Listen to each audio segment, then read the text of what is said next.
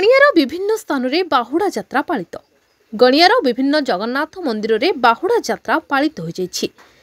गणिया बेठिया साही बेलपड़ा पाटना जगन्नाथ प्रसाद मंदिर में यह यात्रा महा आडंबर अनुष्ठित हो जाइछि। तेबे मंदिर गुड़िक पूजार्चना पर चतुर्था मूर्ति को पहंडी कर रथारूढ़ कर ठाकुरंकर पूजार्चना रीतिनीति शेष होगा पर रथ टणा कार्य आरंभ होता। रथ ब्लॉक स्थित माउसीमा मंदिर बाहरी गणिया कलापाट मंदिर निकट में पहुंचवा पर रथ टणा कार्य शेष होता।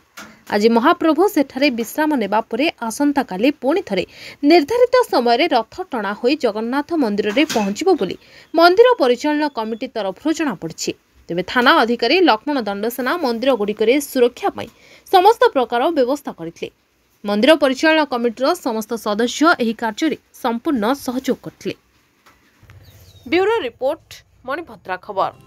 आपण मानकर स्नेह श्रद्धा एवं भल पाइबा को पाथेय करी मणिभद्रा खबर यूट्यूब फेसबुक एवं पोर्टाल ले तार सफलता बजाय रखिछि। एहाको आहुरी लोकप्रिय करने को ई पेपर रो शुभारंभ मध्य करा जायछि।